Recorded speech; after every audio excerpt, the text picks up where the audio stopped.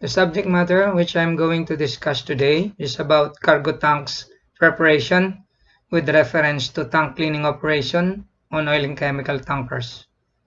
There are a number of considerations during preparation of cargo tanks prior loading the next cargo, which will be discussed in detail. Last cargo and the next cargo. To be able to properly and successfully clean cargo tanks, a last cargo must be first determined, and the next cargo as well.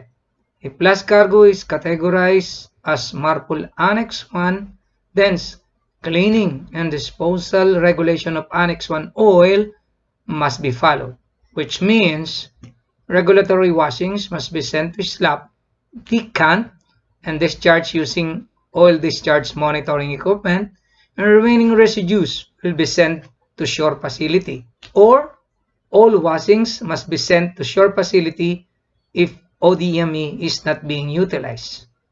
Subsequent washings could be discharged directly overboard for further cleaning on commercial purpose. Prior tank cleaning is to be done. Ensure that cargo tanks to be cleaned are safe for washings in order to prevent explosion. Your cargo tanks must be inerted to below 8% and maintain each atmosphere status until completion of cleaning, or if it is undefined atmosphere, then flood first with water, strip and gas free until 10% of LEL is attained prior starting cold seawater washings. Then continue monitoring during tank cleaning, and if LEL rises increases to more than 30%, then stop the washing, gas free again until atmosphere in the tank is less than 30% LEL prior resuming the task.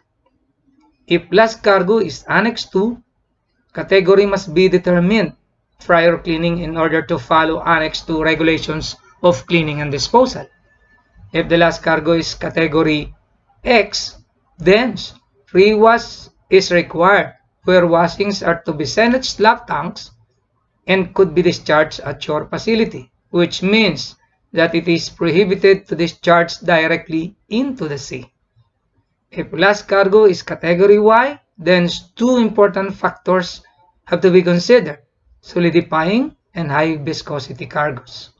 Solidifying substance means a noxious liquid substance, which, this is number one, be reminded of this.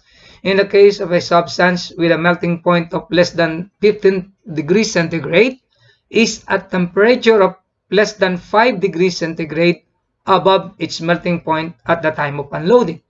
And number two, in the case of a substance with a melting point of more than 15 degrees centigrade, is at a temperature of less than 10 degrees centigrade above its melting point at the time of unloading, then it is considered solidifying cargoes. High viscosity substance means a noxious liquid substance in category X or Y with a viscosity equal to or greater than 50 MPa at the unloading temperature. A low viscosity substance, according to MARPOL Annex 2 and IBC code, means a noxious liquid substance which is not a high viscosity substance. If the unloading temperature falls within the above criteria, then a pre-wash is required, which resulted in additional cost to owners, which could be avoided from the fact that the reception, and also aside from the fact that reception facilities is not always or very limited on parts of the world.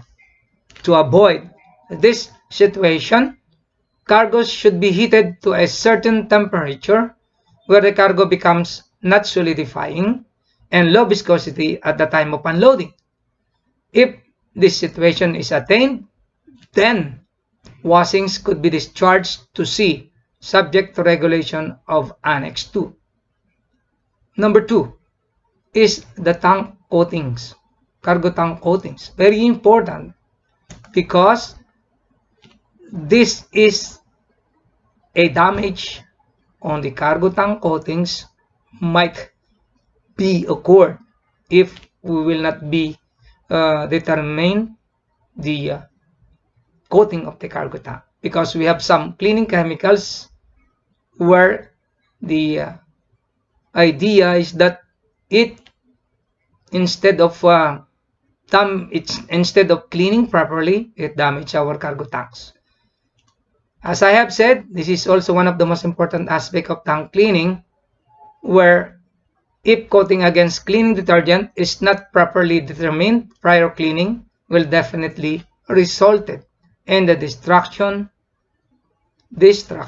damages on cargo tank coatings, such as when metal brightener or acid stain remover is being used for recirculation or injection on zinc-coated tanks. The result will be not acceptable, as zinc is not resistant to acid nor alkaline. That will result in the damage of the coating. There are 3 major cargo tanks with reference to each construction on chemical tankers. Stainless steel, the steel which is coated either with epoxy, such as marine line, and coated with zinc. Cleaning chemicals should be given appropriate considerations in order for the tank cleaning be effective and timely, and to avoid coating damages. Number 3, what method we are going to use. Determination of proper cleaning could be attained if proper cleaning procedures are carried out. And to attain this goal, cleaning method in preparation for the next cargo should be established and be given importance. There are 2 major cleaning methods commonly known on oil and chemical tankers. They are the water white standard and wall wash standard. Water white standard is a standard where after your cleaning, if fresh water is inserted into the cargo tanks after the cleaning, then that water will not materially change of its chemical composition, the odor, and the color. It's just simple. When you clean after the cleaning, you just press wash and check the water washings, and if there is no changes, that means it's good enough for you to load that particular cargo. This is somewhat easier means of tank cleaning, where basic and standard cleaning as stated on Dr. Berway manual, which is normally included in the ship's library on board the vessel on oil chemical tankers. Cargos, which normally requires only water white standard cleaning, are sometimes MTBE, cyclohexane, styrene monomer, toluene, molasses, phosphoric acids, palm oil products, soybean oil products, provided that last 3 cargoes are acceptable for the loading such. I have also wanted or wishes to mention about the gasoline, their diesel, jet fuels, and the like. They are only a water white standard cleaning method in order for them to be loaded on a certain tank, provided that the last cargo is acceptable to load. Wall wash standard is the most challenging and difficult of all cleaning method, as it requires thorough cleaning in order to eliminate contaminants which could result in the deterioration of cargo qualities after loading. This is normally known as methanol standard, where the following must be eliminated. It should be eliminated to be able to facilitate a pure cargo quality from the time it was loaded until the time it is going to be discharged.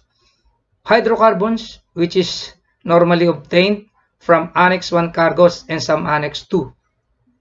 This is the best or the worst enemy of the wall wash standard cargoes.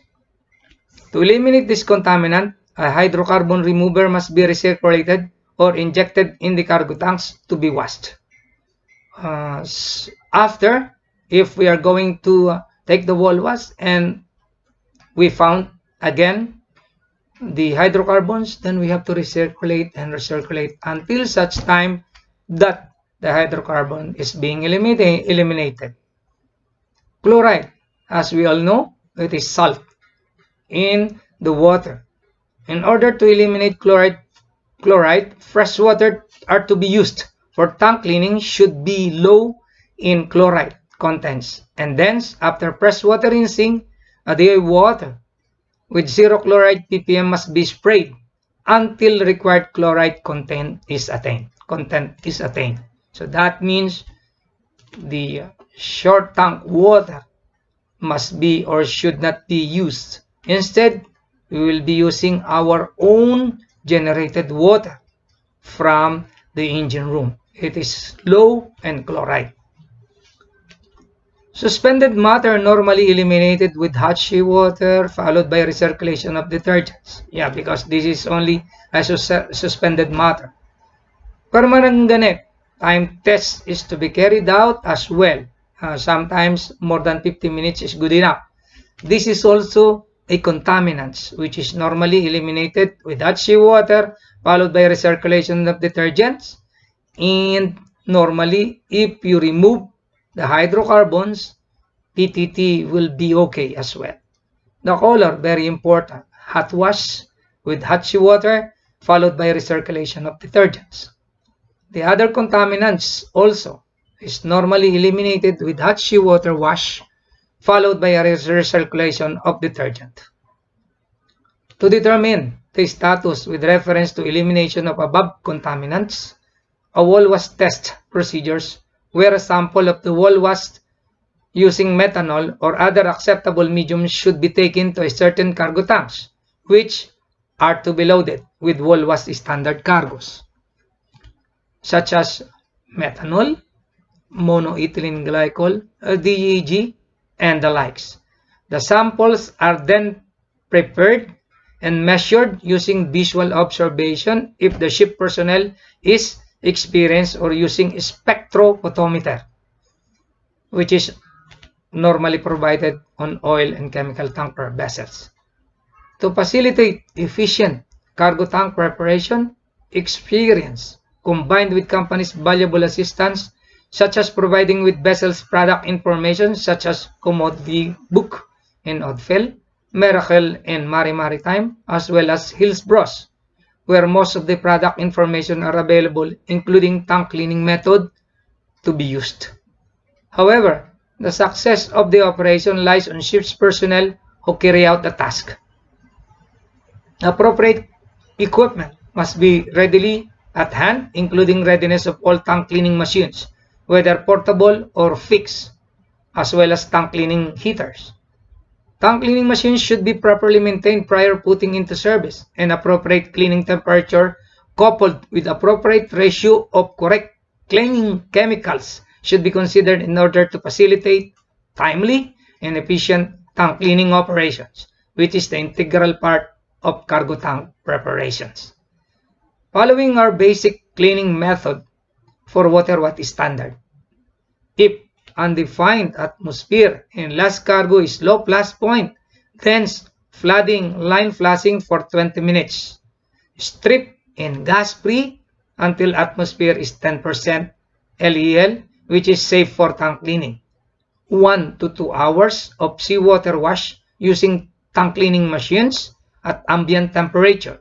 Do not heat up because we don't know exactly what is the atmosphere status in reference to explosion in the cargo tanks.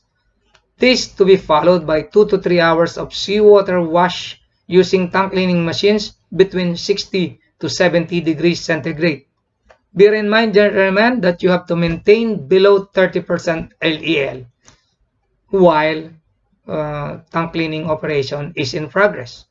When you reach 30% LEL, you stop and then you eliminate the explosive atmosphere to at least below 30% before you resume the cleaning. And then 20 minutes fresh water rinsing, and then you gas free the tank for safe, which is safe for man entry, and then you strip, you mop, you dry, and line blown. Bear in mind, gentlemen, that even though it is water whiting standard, all cargo lines, pump stock, everything must be dry.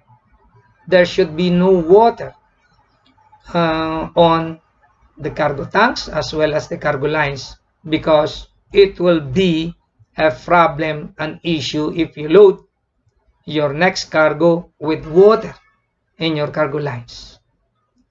Trust. Above information is helpful to every one of you, and if any question arises, the trainer is very willing to share. Thank you, and have a nice day, gentlemen and ladies.